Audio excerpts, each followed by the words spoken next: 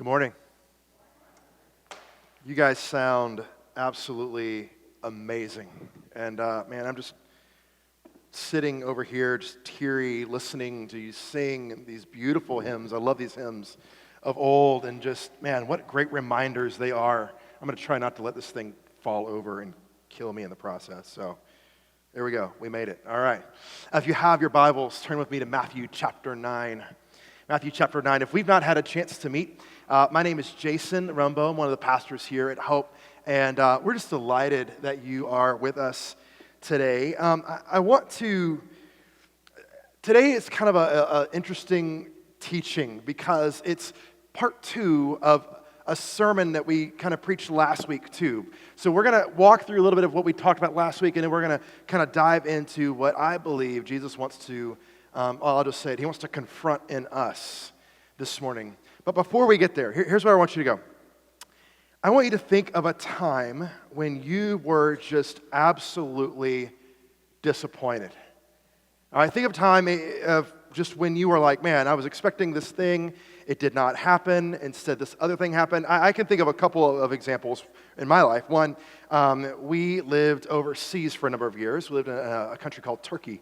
And while we were there, every day across the street from my apartment was this bakery. And I remember walking by it, and y'all, they had the most beautiful looking desserts I'd ever seen in my life. I mean, just like stuff I'm going, man, this should be on the British Bake Off. You know what I'm talking about? Like good looking stuff. And I remember walking by, and every time I'd go by, my mouth would water, but I never actually went in and actually had something from the bakery. And a couple months later or whatever, and I was talking about this with my friends, and they're like, oh, it's the best. I'm like, oh, that's great. And so I remember my birthday was coming up, and a friend of mine was like, hey, I'm going to get you a cake from this bakery. Like, what do you want? And I was like, I saw this really good-looking chocolate one that I've kind of had a crush on for a couple months now. Like, maybe we can make that happen. He's like, all right, I got you. So I remember I show up to this little party we'd had, and we're drinking chai tea and just having a great time. And he cuts off a slice of that cake, and he serves it. And it's like chocolate cake and chocolate mousse and chocolate cake. It's like 5 layers. And I'm like, this is going to be epic. I'm so excited, right? And I get a fork, and I kind of dive in, and I get this big old bite, and I put it in my mouth, and I very quickly realize that Turks don't like to use sugar when they make things.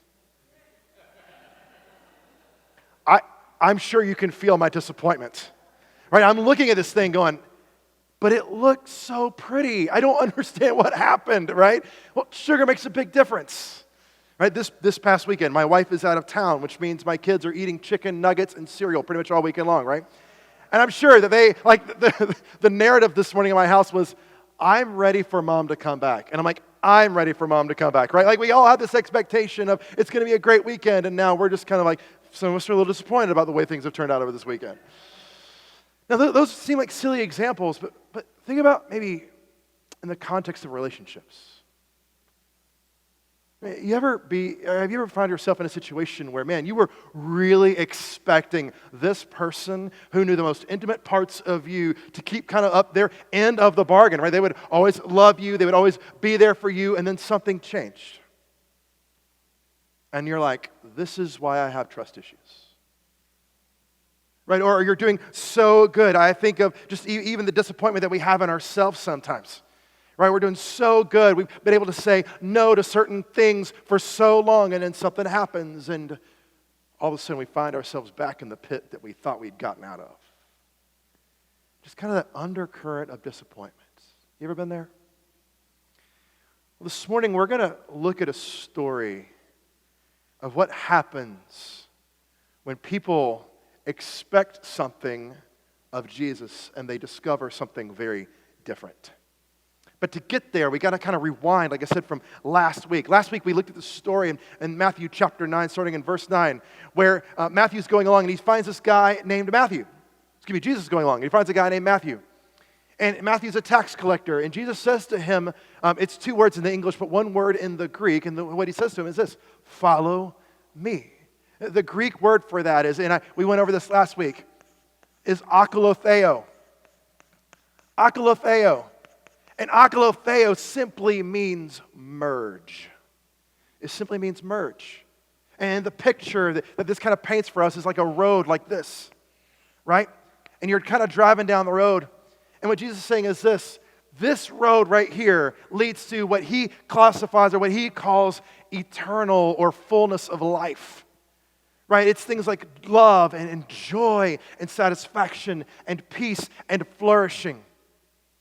And what he's getting at is this: our current way of living our own life the way we want to isn't this way. And so what we've got to do is we've got to figure out how to merge on here. And the invitation is to merge into his way of life. That's why Jesus says, I am the what? The way, the truth, and the life. You guys remember that? And that's basically what this idea of Akoloutheo is. It's this merging of our lives into his. It's not him merging into us. It's us taking on the form and the character of Christ. We say it here, we call it apprenticeship to Jesus. It involves being with him. And as you are with him, you become like him, and then you go on to do what he did if he was you, right? If he had your job or your marriage.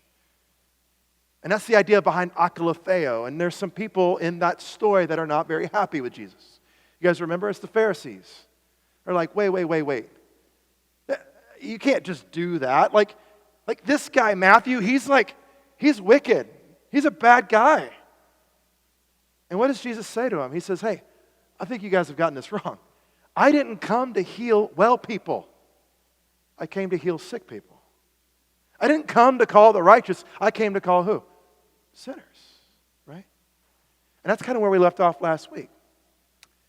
Well, Jesus leaves this scene, and this is where we pick up today in Matthew chapter 9, starting in verse 14.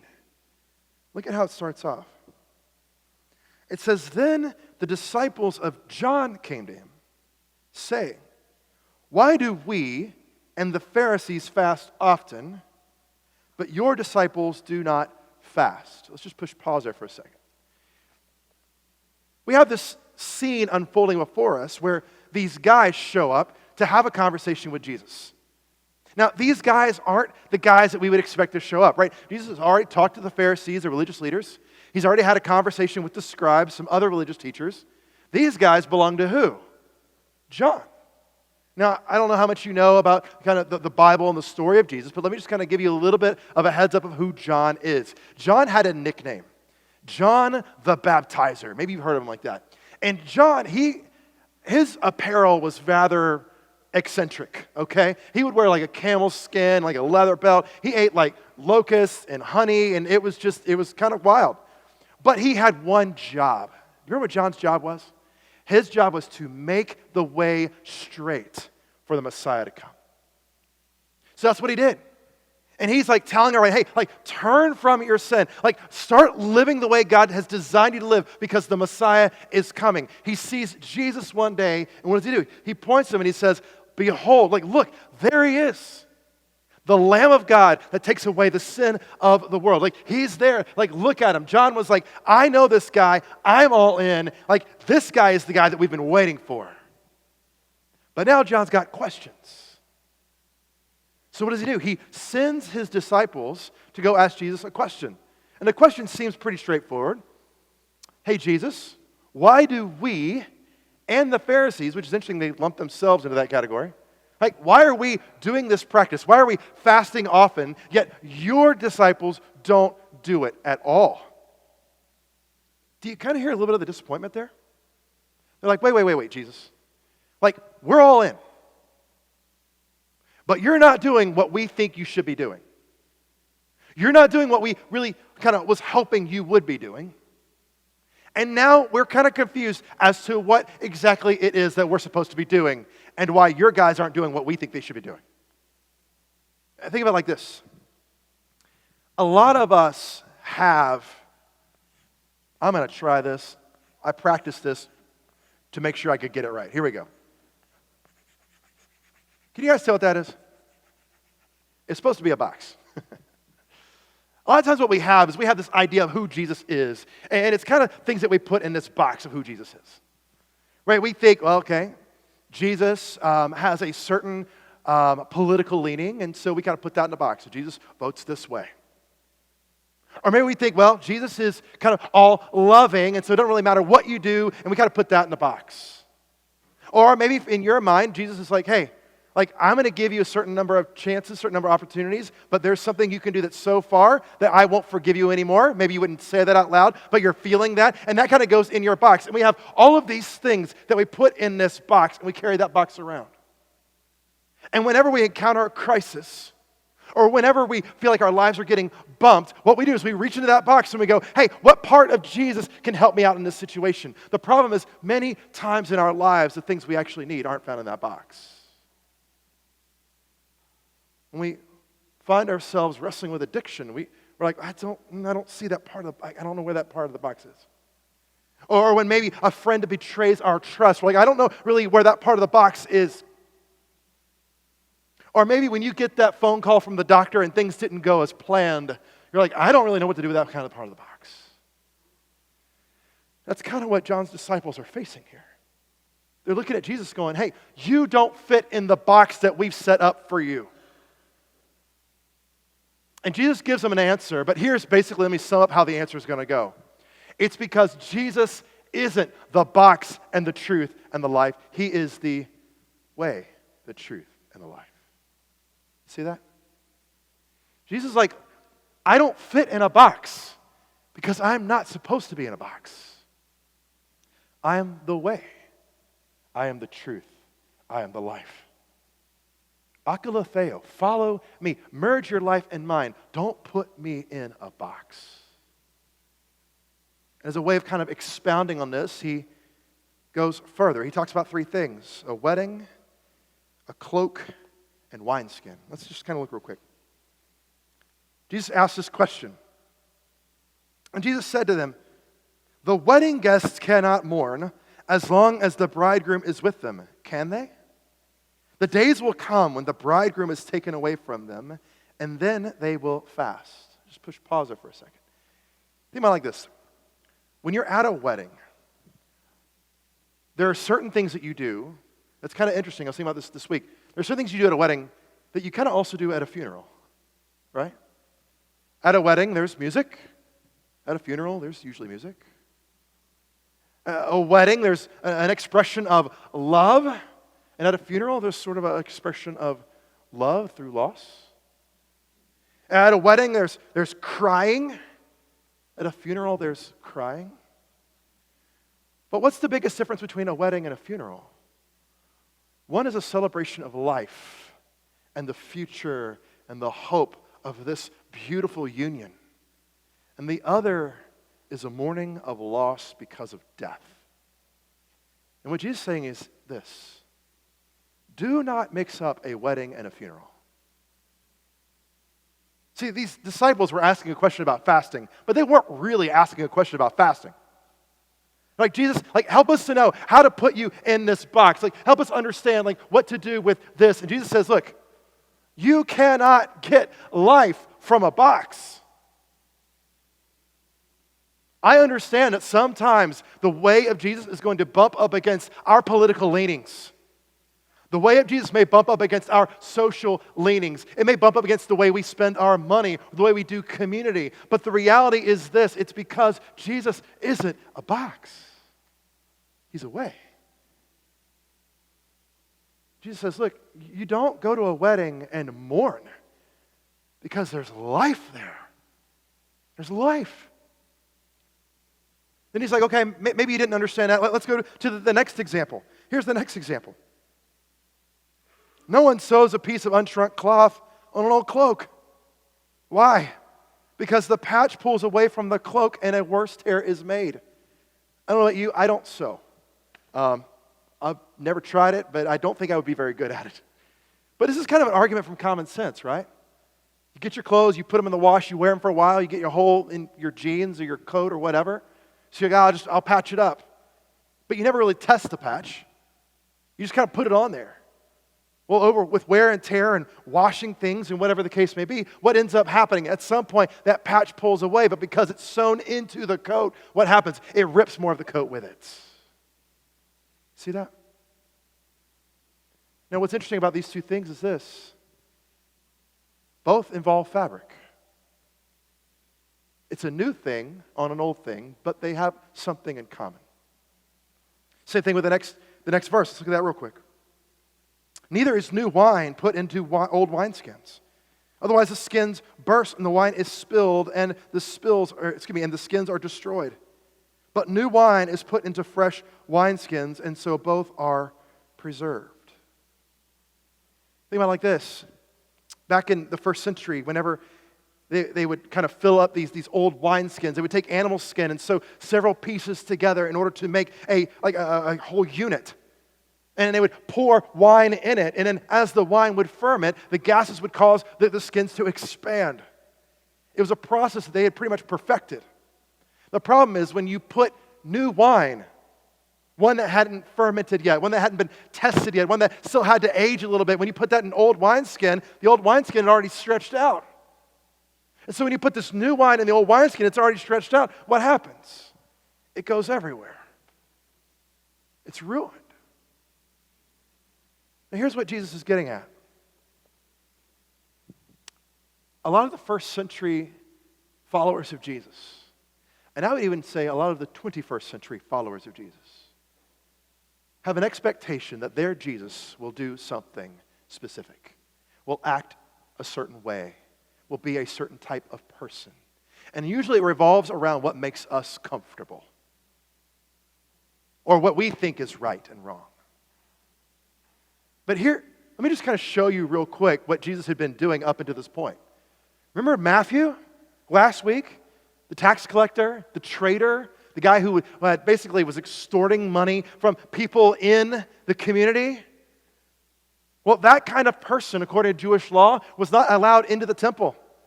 He was considered unclean, unholy, like not a part of the Jewish society. What does Jesus do? He says, hey, you, come on. You're going to be with me. Okay, well, that's not the Jesus we're expecting. What about the Jesus who sees these men who are possessed with demons? They had chased everybody away, and they're like, man, these guys are bad news. We can't even go near these guys. These guys are unclean, they're unholy. And what does Jesus do? Jesus restores them. He kicks the demons out, and they are now in their right mind, and he invites them into community. What about Jesus who falls asleep on the boat? And the disciples are freaking out. And they say, don't you even care if we live or if we die? Jesus turns to them and says, you have such little faith. And he speaks to the winds and the wave, and what happens? Stillness. So they'd grown up with the scriptures, but they'd also grown up with an image of who they thought Jesus was supposed to be in their minds. And they were confronted with a choice. And here's the choice. To try and put Jesus in that box and be very disappointed, or to Akoloutheo, to merge. Here's what this means for us, friends. Christ really isn't that interested in our comfort.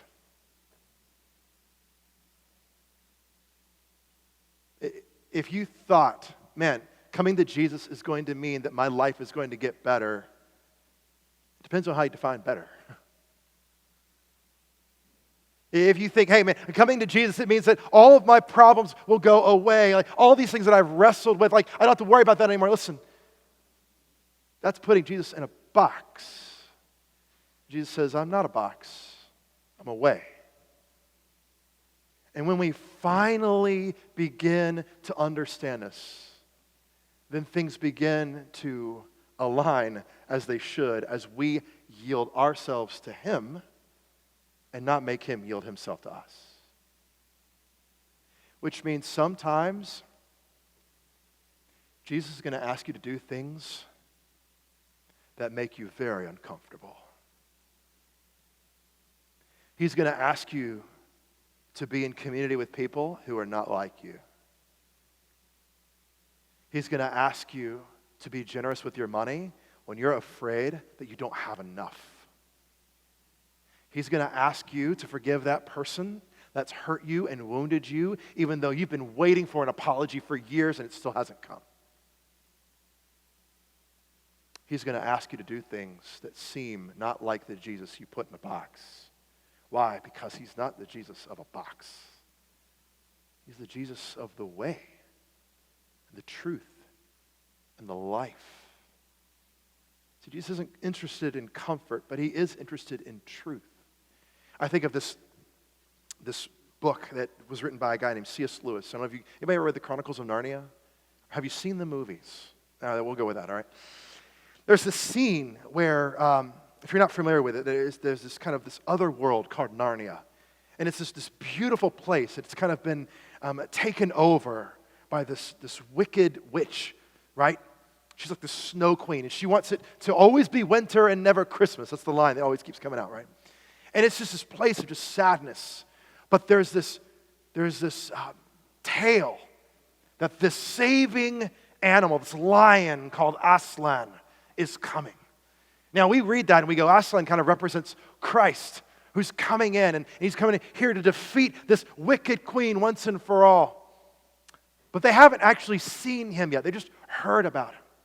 And there's a conversation happening between one of the human children named Susan and this beaver, Mr. Beaver.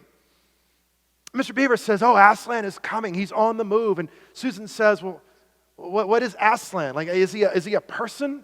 Mr. Beaver says, oh, no, he's a lion. And Susan goes, oh, a lion? Like, that's kind of scary.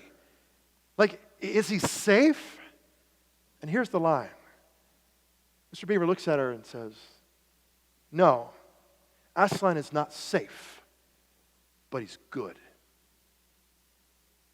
Friends, following Jesus is not safe in the conventional sense, but he is good. He is good. I know we have a lot of guests in the room this morning, and I know there's a lot of you that I still haven't met yet. But here's what I do know to be true about many of us here. The past 2 years have been really hard. I don't know your story. Some of you know my story. In August of 2020, I had a mental health crisis, and I began to question a lot of things. I began to question my faith. I began to question the things of God. I began to question like my career choice. I'm like, what in the world is going on? I had a lot of questions. And in that season, I was tempted to do what I think many of us feel tempted to do, and it's to say, you know what? I'm done. Shut it down. I'll just do something completely different. Forget this. Because Jesus wasn't answering the questions that I had put in the box. And I was mad. I was heartbroken. I was sad. But then in the midst of that, what the Father and the Son and the Spirit began to remind me of was this. Jesus is the way, not the box. He's the truth, not what I feel should be true. And he's the life, not the spiral of death that I was sinking into. And in the midst of that, what God began to do was God began to create in me a new wineskin. And it was hard. It was unconventional. It was not like the traditional religion I'd grown up with. It wasn't safe. But it was good. This morning, I don't know your story, but I am willing to bet that many, if not most of us in this room, are wrestling with some version of Jesus that we're really struggling with. Maybe for you, you don't feel like he's quite forgiving enough of what you've done. I had that. For a long time, I thought God's grace went for everybody but me because I knew the secret place in my soul. I know what I had done. Or maybe for you, God's challenging you and saying, hey, this isn't the traditional version of Christianity you grew up with, and God's calling you to actually go out and work with the homeless community. To go out and work with people who aren't like you, who vote differently than you, who maybe think through social issues differently than you do. And you're like, I don't know, man.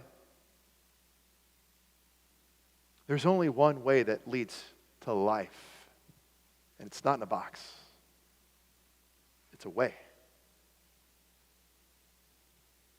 here's what I want to do. We try every week to take what we're learning and form it in a practice. It's in our mission statement, right? We try to practice the way of Jesus. And was reminded this morning in our kind of morning prayer time that what we do with our bodies really determines a lot of what's happening in our souls. And so we're going to do something that maybe make you a little uncomfortable. But I want to invite you to the extent that you're comfortable doing this and that you're going to be brave and do this, which I know you can do it, okay? Well, I want to invite you to do something. In a few moments, I'm going just to ask you to get into a posture of prayer. A posture of prayer. That posture of prayer may be kneeling at your pew. It may be just simply closing your eyes. It may be coming to the front and kneeling at the altar. But here's what I want to encourage you to do. One of the things that we can do is this. We can take our hands like this, and we can just open them. And this really isn't magical. It's not mystical. But you know what it does? It is symbolic. And as we're doing this, what we're saying in this moment is this, like, I know that there are things that I want to keep putting in the box, but I'm going to be open-handed about the things that you're calling me to. Maybe the Father is calling you to be more generous, and you say, these are not my finances, these are yours. Maybe God's calling you to be more forgiving with a relationship. You have to say, this is not what I want, but I know it's what is right. Or maybe there's something else. And the best way to kind of like embody this is just to open your hands and to pray a simple prayer that maybe sound like this. Not my will, but yours. Not my life, but yours. Not my box, but your way.